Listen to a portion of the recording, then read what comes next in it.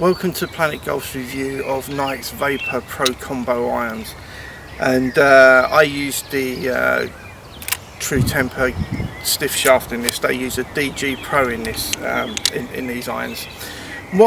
Is this first time I've tested a Nike blade, and what I liked about them first of all was they use from the they go up to a 2 iron down to the 7 iron. They use this RZN type insert, and you can see it just there, this sort of like rubber insert, and what it does, it's such a great ball flight, but it's really a solid sound at impact. And I think that's what I always think when you come to a Falls Club. One of the major telling points is how good the strike is, how good the sand is, and how solid it feels at impact. And I think that with the higher irons from the, as I said, the 2 to the 7, using the RZN insert in the cavity here gives it that nice meaty solid strike at impact, but it also gives it a great ball flight, and I really like the ball flight. And with what was surprising with the lower irons, so from the 8 down to the pitching wedge, they use this. They don't use the insert, they just got this small cavity here. It's quite a small cavity, but what it does do, it gives you a really penetrating ball flight, which I really like, because as the ball hit the green, it just was just like bang bang stop, and you just felt so confident around the green and hitting shots in from 150 yards in, that you had that confidence that the ball was, was really going to stop.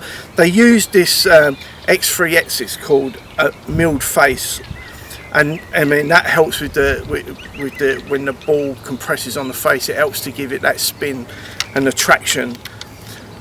I must admit, I've not, as I said, this is the first time I've done any Nike equipment, and you're always wary of Falls clubs. To me, it's one of the, as I said, it's one of the things that you can really tell the workmanship that goes into a club by the feel at impact. And I must say, I was really impressed with everything about them. The sound, the strike, the ball flight was really good.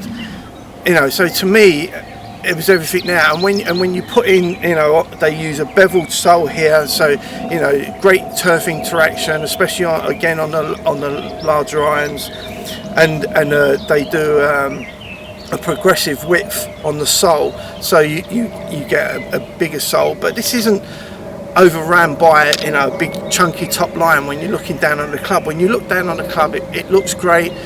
It's not a really thin top line, but I mean it's thin enough, and I like the design, the way it looks.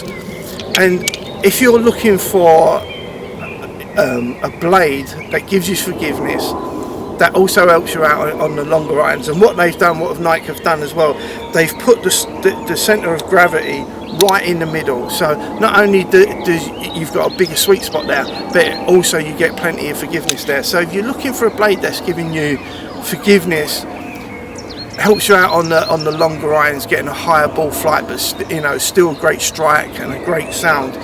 And then on the lower irons, from 8 down to the pitching wedge, a really penetrating ball flight, one that you know that you can control the ball going into the flag, then I really think that the Nike are worth putting on your testing list.